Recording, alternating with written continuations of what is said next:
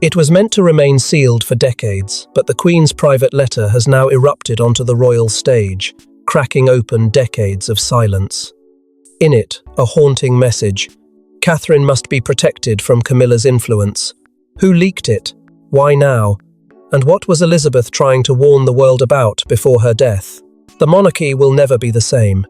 Before we go deeper into what this really means for the royal family, make sure to subscribe so you don't miss a single update. When the letter first appeared, it was like a thunderclap within the gilded halls of Buckingham Palace. A piece of parchment, worn by time, stamped with the unmistakable royal crest and bound with wax, bore a chilling inscription: to be opened only if the future balance of the crown is threatened. And it had indeed been opened without authorization, without explanation, and above all, without warning. The Queen's private words, intended for limited eyes, had now set fire to centuries of royal discretion. Within minutes of its exposure, whispers turned into frantic calls. Aides rushed to contain the storm. But it was too late. The contents had escaped into the bloodstream of the press, sending shockwaves through the monarchy. Inside the envelope was no ceremonial pleasantry. It was a direct, unflinching declaration, penned in the Queen's own hand. A sentence that stood alone, circled twice, underlined in royal blue. Catherine must be protected from Camilla's influence. A sentence that was not merely advisory, but an indictment.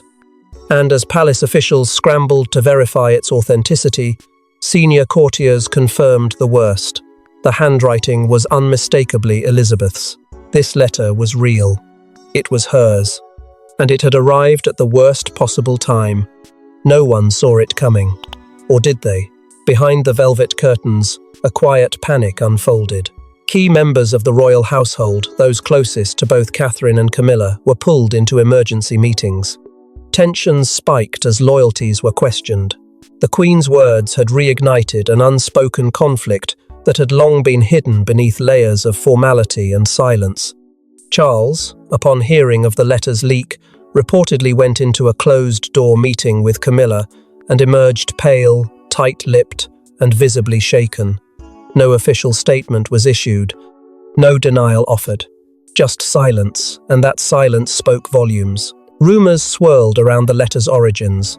Sources close to the Queen during her final years insisted that it was part of a personal archive stored in a protected wing of Windsor Castle. These private writings, they claimed, were not meant to surface for at least another 30 years. Yet here it was, this single letter, ripped from the shadows and placed beneath the public lens. How it had been removed, who had access, and why it was leaked at this exact moment remained unknown, but the timing, the phrasing, the ferocity of its content, it all pointed to something far more sinister than a mere clerical mistake. For decades, the Queen was known as a woman of few unnecessary words, a master of subtlety, a diplomat of emotion. Yet here, she had chosen not diplomacy, but defiance. This was not a grandmother writing with warmth, it was a monarch issuing a last-minute command, a call to arms. And her target was not political enemies or foreign adversaries. It was someone within her very own house, someone who stood beside her son, someone she never fully trusted. The palace was now split into two clear camps, those who viewed the letter as a heartfelt final request, and those who saw it as a dangerous weapon, unearthed at the worst time. And at the center of it all stood Catherine, unaware that her very name had been the final thought of the most powerful woman in Britain. Unaware that she had just become the epicenter of a storm decades in the making. But the words written in that letter weren't just a final plea.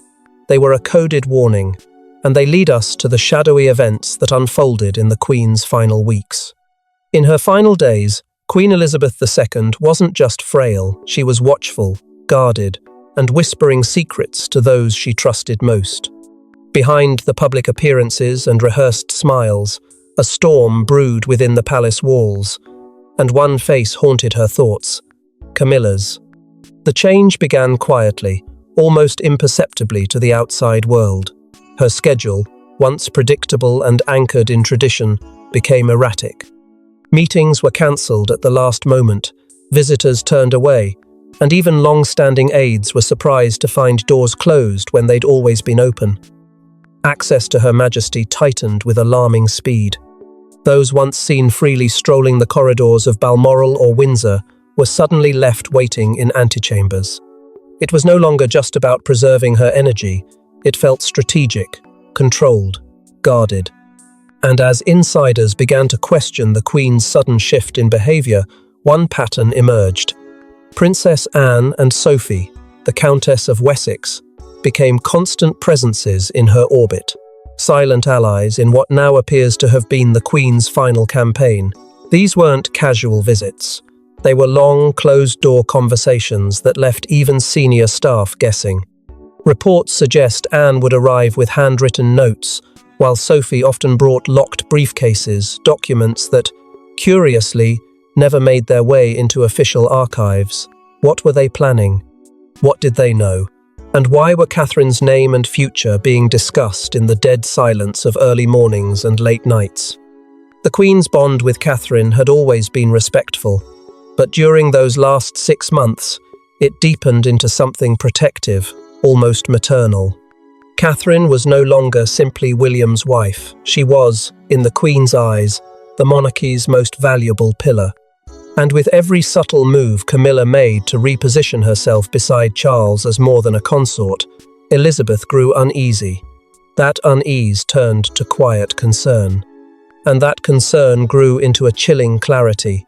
Catherine needed safeguarding from what Camilla represented. Behind Charles's devotion to his wife, the Queen sensed something dangerous, something that could unravel decades of carefully preserved legacy. Camilla's influence over Charles had grown, not just emotionally, but strategically. Decisions began shifting, invitations altered. The tone of internal conversations took a subtle but perceptible turn, one that leaned more toward modernization without consultation and less toward tradition and legacy. For Elizabeth, this wasn't merely a change in style, it was a potential threat to the very foundation of the crown. Then, just days after Elizabeth's death, palace insiders claim several key documents vanished from her personal collection at Balmoral. Letters, handwritten notes, perhaps even private memos gone.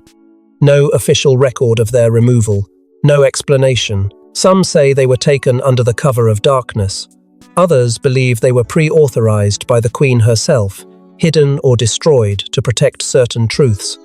What's more chilling, however, are the accounts of cryptic instructions left behind, notes scribbled in the margins of appointment books, names circled with exclamation points. A single phrase repeated multiple times across multiple pages. She must be protected.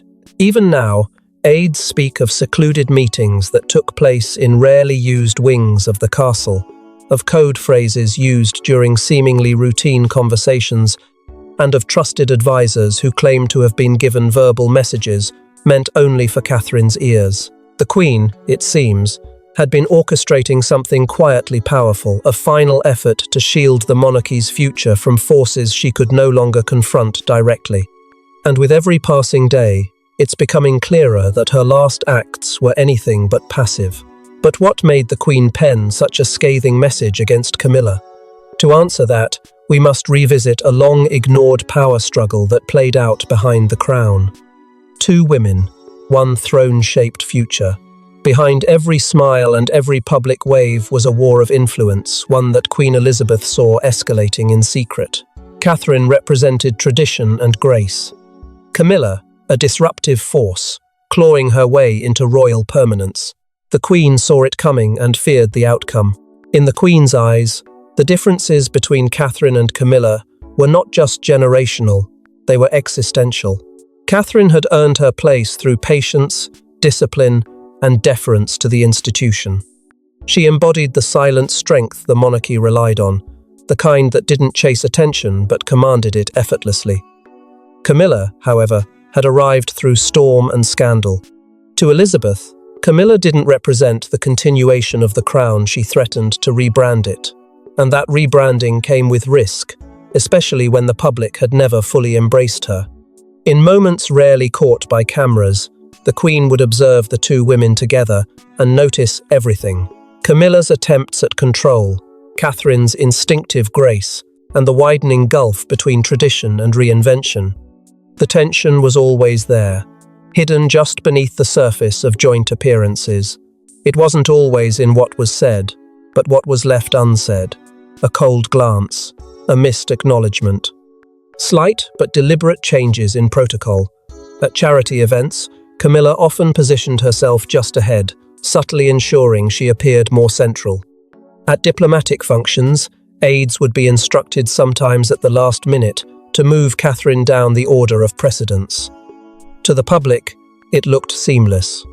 But to palace insiders, it was an unspoken chess match, and Queen Elizabeth watched it unfold with growing concern. Behind the scenes, the palace staff were no longer unified. Allegiances began to fracture. Camp Camilla operated from Clarence House, fiercely loyal to Charles, and increasingly assertive in protecting Camilla's growing power. Camp Catherine quietly held their ground, bolstered by the Queen's subtle but unmistakable endorsement of her granddaughter-in-law. Tensions reached a fever pitch when key aides were reportedly reassigned without explanation. Staff, who had once worked closely with Catherine, found themselves pushed out or moved to lesser roles. There was no formal declaration, but within palace walls, it was understood Camilla was building her own court. Charles, caught in the middle, began to show signs of frustration. Reports from internal sources claim he expressed irritation over Catherine's rising public approval.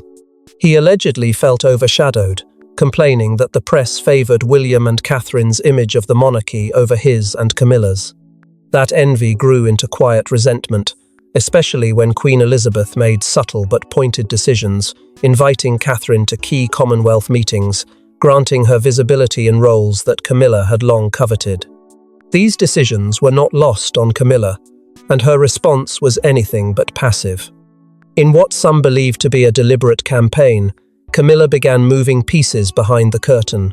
Requests for Catherine's participation in high-profile events were reportedly redirected or denied altogether.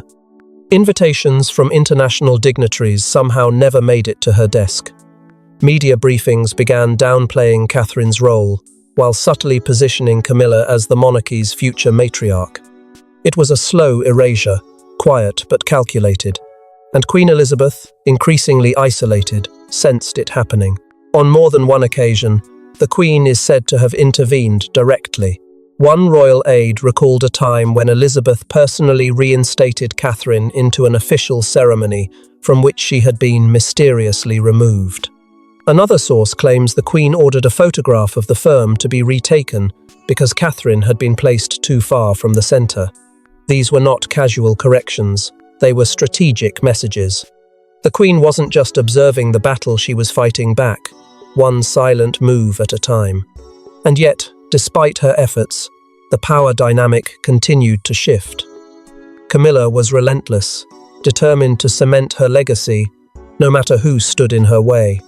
For Elizabeth, this was no longer about personalities, it was about preserving the crown's soul. Because while the public believed in a unified royal front, behind closed doors, something darker stirred, and it involved the manipulation of royal legacy. A quiet circle of influence operated beneath the royal spotlight. Few knew it existed, but insiders claim this secret council helped Elizabeth shield her legacy from internal sabotage. And, at the centre of their mission, protecting Catherine from Camilla's shadow. It wasn't part of any official organogram. No titles, no minutes, no headlines. But within the walls of the monarchy, it was real, and its power was undeniable. Behind the rigid structures of the firm, a discreet alliance had formed, one born not out of ambition, but necessity. At the helm were Princess Anne and Sophie, Countess of Wessex, two women with unshakable loyalty to the Queen and an unfiltered understanding of what was truly at stake. They weren't just family. They were Elizabeth's final line of defense against what she feared most, the quiet dismantling of her legacy under Camilla's rising influence. This shadow council didn't operate with fanfare. Its influence showed in subtle, deliberate pivots in palace protocol after 2021.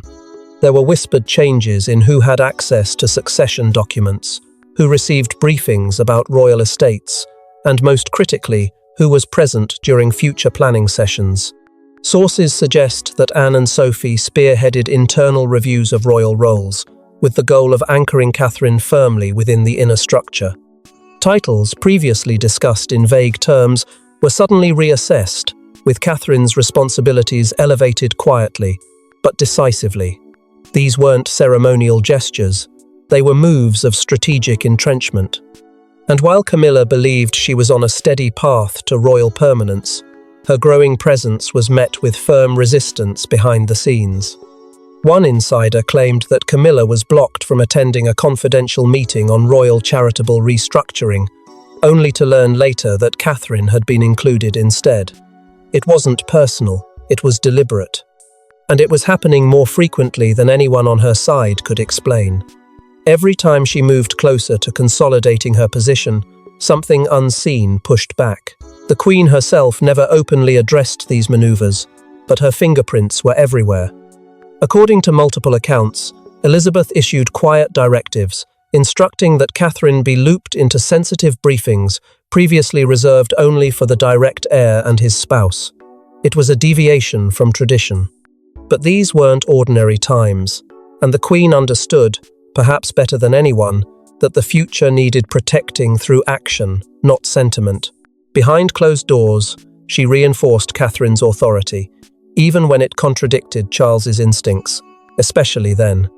Among staff, rumours of a special phrase began circulating, the Windsor Guard.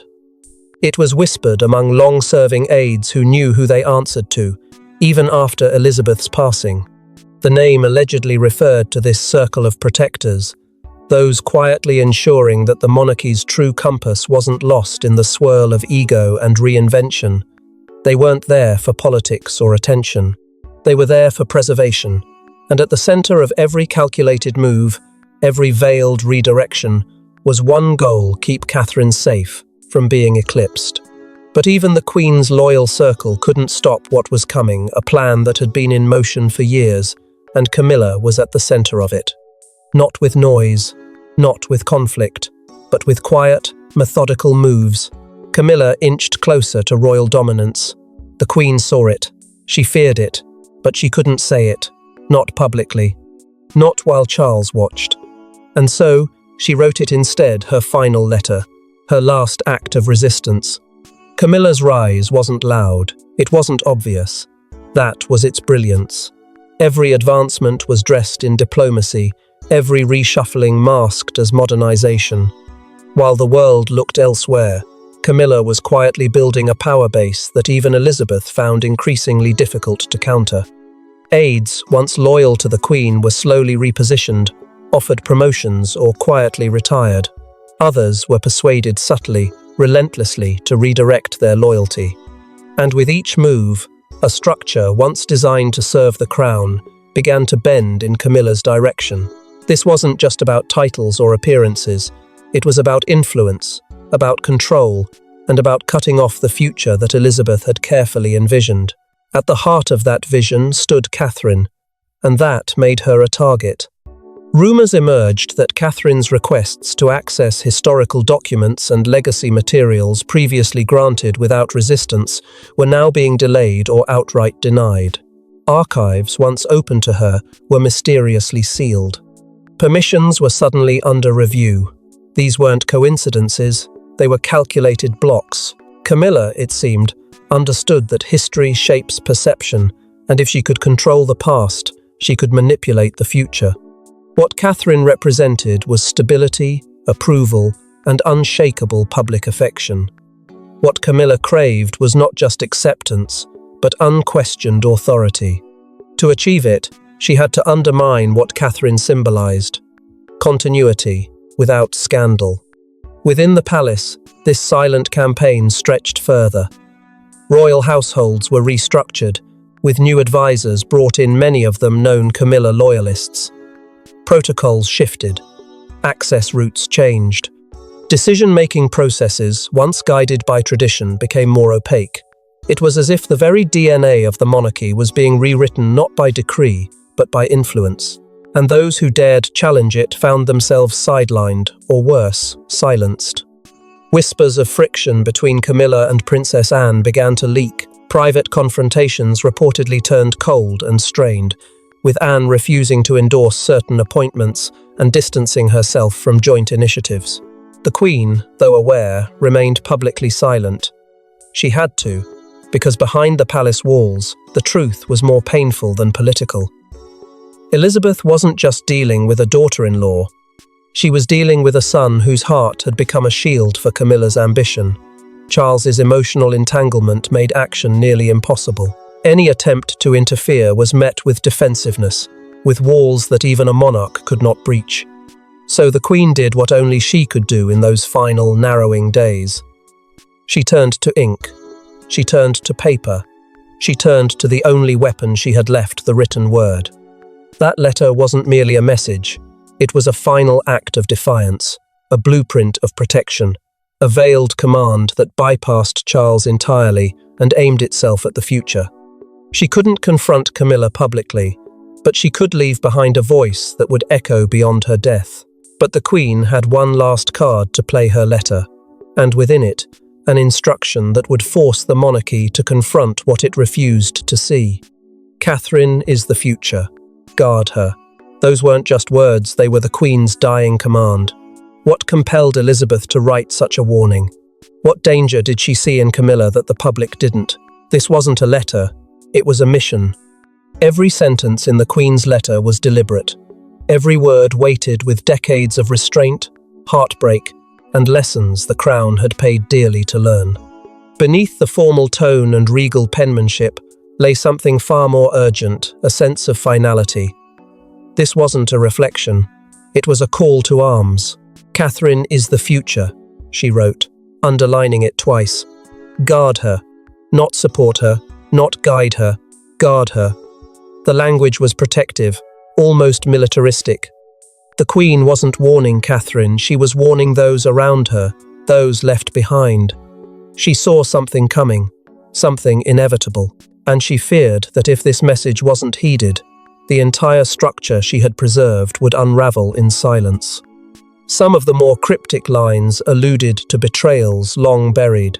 Let not the mistakes of trust become legacies of regret, she wrote in one haunting passage.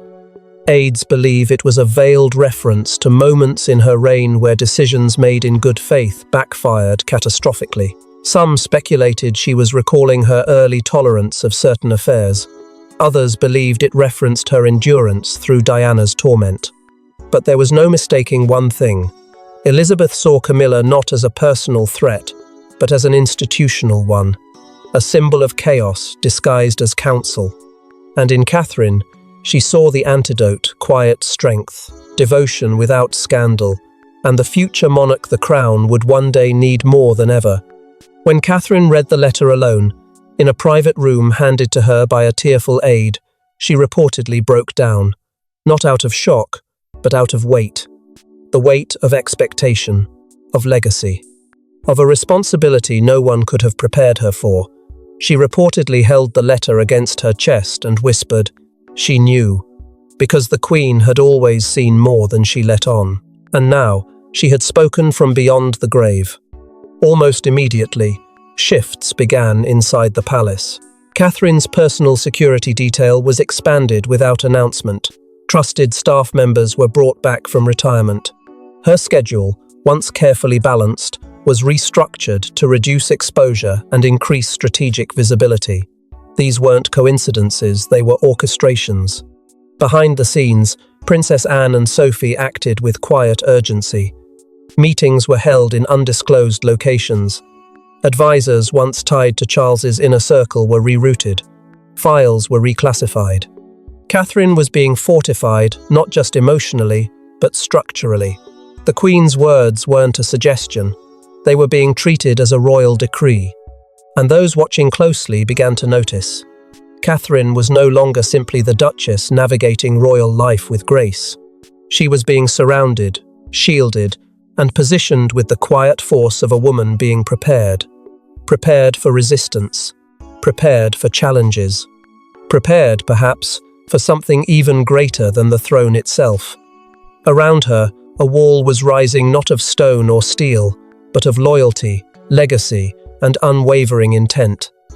The Queen had spoken, and those loyal to her were listening. But if you think this letter remained a private matter, you'd be wrong, because someone made sure it reached the wrong hands. Was it betrayal, a cry for help, or the ultimate play for control? The Queen's private letter wasn't supposed to be public, yet someone ensured it was. Now, the question shaking the monarchy: who leaked it, and why?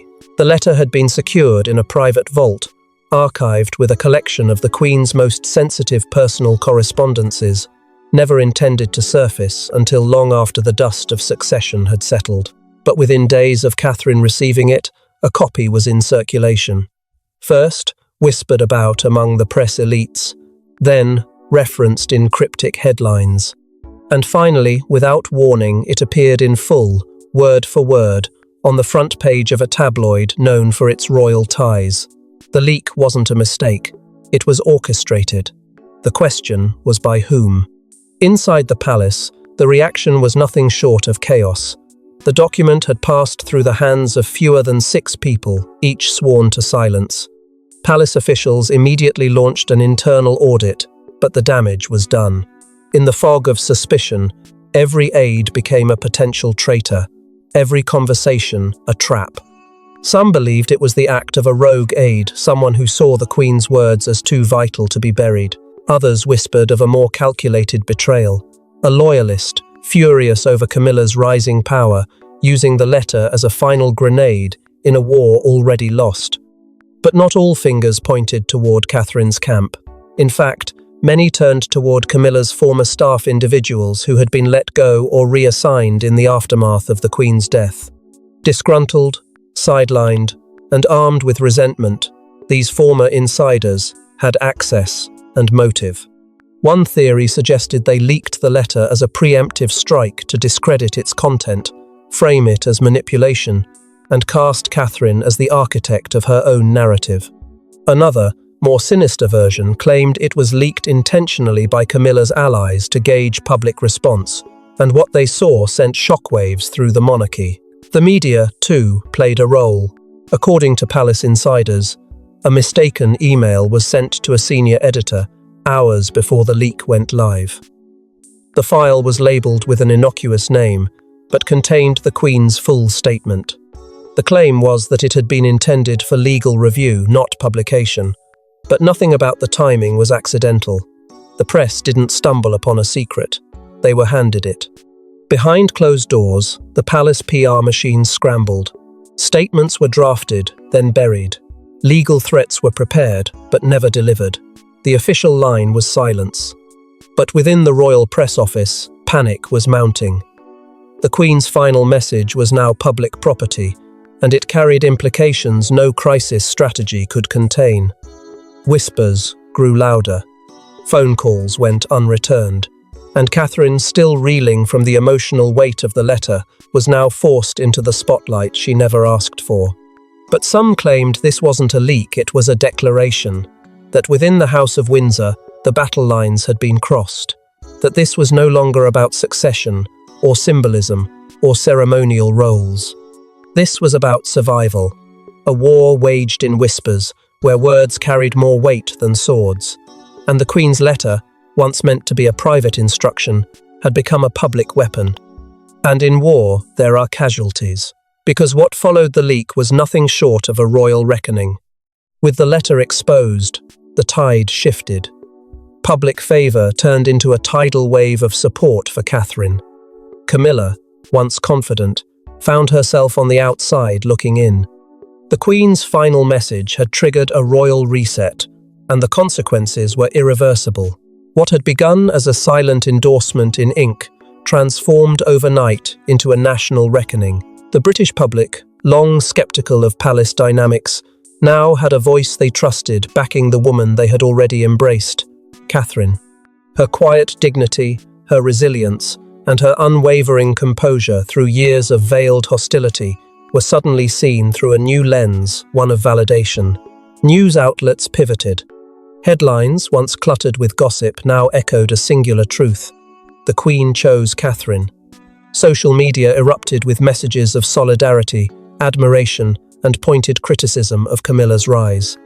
In less than 72 hours, the future of the monarchy had been reframed, and Catherine was now its centre. Behind the palace gates, something just as profound was unfolding. At 2 consecutive state functions, Camilla was notably absent. No official explanation, no substitution, just a conspicuous silence. In contrast, Catherine appeared in her place, flanked by Anne and Edward, both radiating subtle but unmistakable unity. Their positioning was no accident. It was a signal. The message was clear. The Queen's letter hadn't divided the House of Windsor, it had clarified it. The true heirs to its legacy were stepping forward. Within internal operations, change followed swiftly. Key advisors aligned with Camilla's household were reassigned or released entirely. Long-standing staff who had quietly supported Catherine were brought into senior roles. Decisions began flowing through new channels. Invitations, engagements, and policy briefings reflected a recalibration, one that placed Catherine not just as a supportive spouse, but as a leader in waiting. Behind closed doors, she was referred to tentatively at first, then more confidently as Queen Consort in Waiting. The title had not been formally declared, but it no longer needed to be. The Queen had declared it with her final breath. Even Catherine's own behaviour shifted. There was no gloating, no visible retaliation, but there was resolve. She began spearheading subtle but powerful reforms, streamlining charitable oversight, increasing visibility in Commonwealth dialogues, and privately meeting with diplomatic envoys without Charles or Camilla present. These weren't ceremonial gestures, they were tests, and she passed each one with the same poise the Queen had trusted all along. Camilla, meanwhile, receded. Sources close to Clarence House described her demeanour as visibly shaken. Her trusted circle narrowed, fewer appearances, fewer statements, and no interviews. She wasn't banished, but she was diminished. The royal machine that once protected her had pivoted, and without its shield, her presence began to shrink under the weight of a legacy she could never fully claim. And yet, for all the triumph, there remained an ache beneath it. Catherine had not asked for a war, nor sought a crown at someone else's expense, but the letter had made her the centre of a storm she could no longer sidestep.